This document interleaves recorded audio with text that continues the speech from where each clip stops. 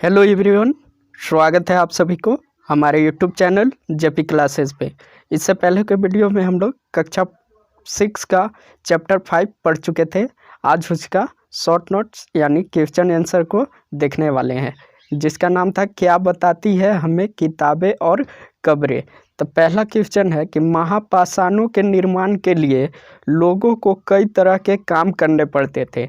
जो महापाषाण का निर्माण हुआ था युग का, उस युग में लोग कई तरह का काम करना पड़ता था। हमने जो कार्य की सूची बनाई है उन्हें क्रमबद्ध करो। गड्ढे खोदना, सिलिकॉन को लाना, पड़े पत्थरों को तराशना और मरे हुए को दफनाना। तो गड्ढे खोदना सबसे पहले हुआ था, फिर मरे हुए को दफनाना, शिलाखंडों को ढोकर लाना और बड़े पत्थरों को तराशना।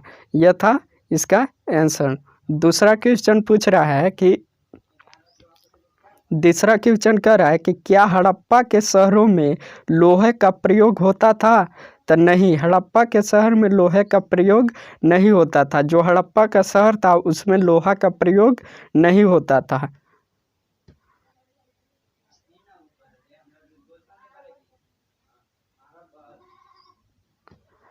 तीसरा क्वेश्चन है क्वेश्चन नंबर 3, क्या तुम्हें लगता है कि यह किसी सरदार का शव था। आपने जवाब का कारण बताओ। तो हाँ, यह शव किसी सरदार का ही होगा, क्योंकि यह घर अन्य घरों की तुलना में बड़ा था तथा बस्ती के बीचों बीच बसा था तथा शव को दफनाने के लिए 4 पैर वाले बड़े संदूक का प्रयोग किया गया था। इससे पता चलता है कि वह शव जो था किसी सरदार या राजा का था, क्योंकि उसे बहुत ही अच्छे ढंग से और पूरा सम्मान के साथ दफनाया गया था। अगला क्वेश्चन है, तुम्हारे अनुसार शरीर के बारे में उन्होंने इतनी विस्तृत जानकारी कैसे इकट्ठा की होगी। जो इतिहासकार थे वह शरीर के बारे में इतनी विस्तृत जानकारी किस तरह से इकट्ठा किए होंगे। तो शायद वैद्य चरक ने किसी व्यक्ति के मृतक शरीर को चीड़ फाड़ कर यह जानकारियाँ एकत्रित किए होंगे। जो वैद्य होते थे, मतलब जो देख रेख करते थे इंसानों की, तो वह चीड़ फाड़ करके यह चीज़ को जाने होंगे, जो कि हम लोग चैप्टर में अच्छी तरह से पढ़ सके थे। अब देखते हैं कुछ इम्पोर्टेंट नोट्स। एटलस में चीन को देखो। लगभग 35 साल पहले हम यहाँ की लेखन कला के सबसे पुराने उदाहरण पाते हैं। 3500 साल पहले जो एटलस चीन है, चीन में लेखन कला का सबसे पुराना उदाहरण मिलता है। यह जानवरों की हड्डियों पर लिखा गया था। इसे भविष्यवाणी करने वाले हड्डियां भी कहा जाता था, क्योंकि यह मान्यता थी कि यह भविष्य बताती है। और राजा लोग लिपिकारियों के इन हड्डियों पर सवाल लिखते थे, क्या वे युद्ध जीतेंगे, क्या फसलें अच्छी होगी, क्या उन्हें पुत्र होंगे। फिर इन हड्डियों को आग में डाल दिया जाता था, जहां इनमें गर्मी से चटकर दरारें पड़ जाती थी। और भविष्यवक्ता जो होता था, इन दरारों जो दरारें पड़ती थी उन दरारों को बड़े ध्यान से देखकर भविष्यवाणी करने की कोशिश किया करते थे। जैसा शायद तुम सोच ही रहे होगे कि भविष्यवाणी कभी कभी गलत भी कर देते थे। ये राजा शहरों के महल बना कर रहते थे। उन्होंने बेशुमार दौलत इकट्ठी कर ली थी, जिनमें बड़े बड़े नक्शी किए हुए कांसे के बर्तन शामिल थे, लेकिन वह लोहे का इस्तेमाल करना नहीं जानते थे। अगला प्रश्न है कि ऋग्वेद का राजा, इन राजाओं के बीच कोई एक फर्क बताइए। जो ऋग्वेद के राजा थे और जो चैप्टर 5 में राजा थे, उनके बीच क्या अंतर है बताना है। तो ऋग्वेद के राजा बड़ी राजधानियां एवं महलों में नहीं रहते थे, जबकि चीन के राजा शहरों में महल बनाकर रहते थे। जो चीन का राजा रहते थे वह शहर में महल बनाकर रहते थे, जबकि ऋग्वेद के राजा राजधानियों एवं महलों में नहीं रहा करते थे। कल्पना करो कि तुम आज से 3000 वर्ष पहले इनाम गांव में रहती हो। पिछली रात सरदार की मृत्यु हो गई। आज तुम्हारे माता पिता दफन की तैयारी कर रहे हैं। यह बताते हुए सारे दृश्य का वर्णन करो कि अंतिम संस्कार के लिए कैसे कैसे भोजन तैयार किया जा रहा है और तुम्हें क्या लगता है खाने में क्या दिया जाएगा। तब मेरे माता पिता सरदार को उसके घर आंगन में दफनाने के लिए गड्ढा खोद रहे थे।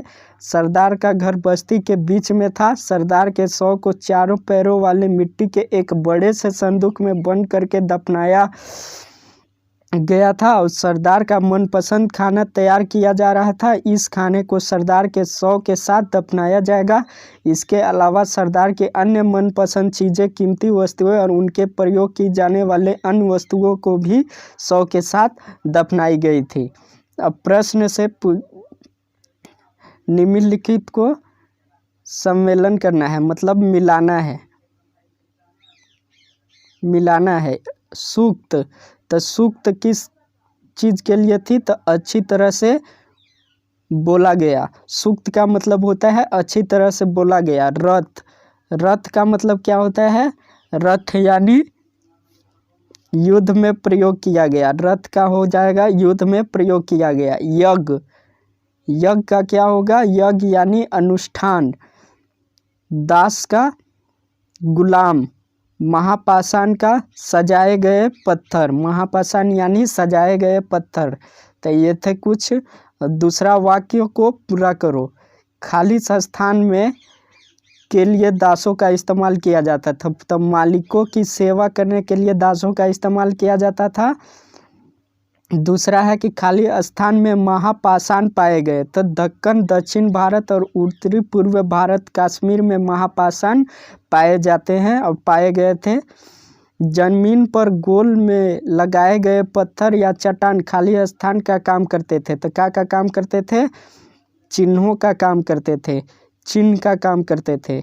अगला है पॉट होल का इस्तेमाल पत्थरों से बने हुए कमरे में जाने के लिए होता था या किया जाता था। इनाम गांव के लोग अनाज और फल और मांस खाते थे। जो इनाम गांव के लोग थे वह फल, अनाज और मांस खाते थे।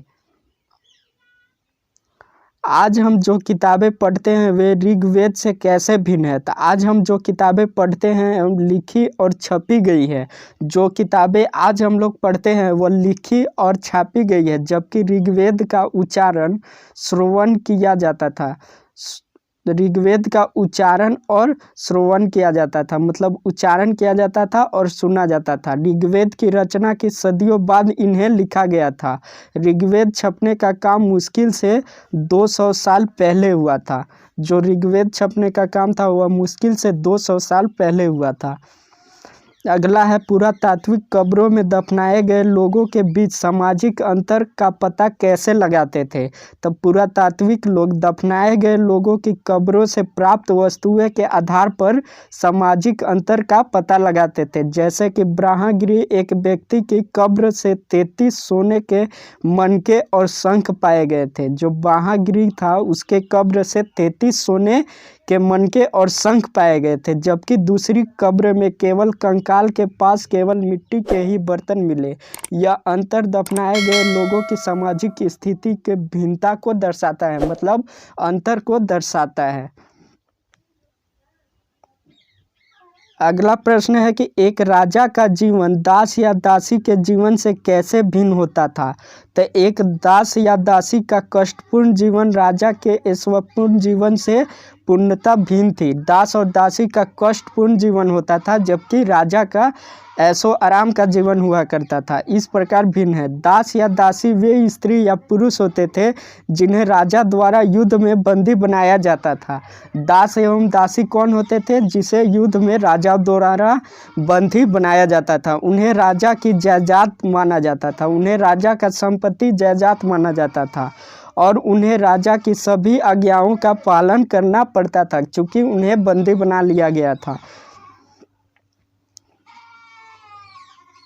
पता करो कि तुम्हारे विद्यालय के पुस्तकालय में धर्म के विषय पर किताबें हैं या नहीं। उस संग्रह में किन्हीं 5 पुस्तकों के नाम बताओ।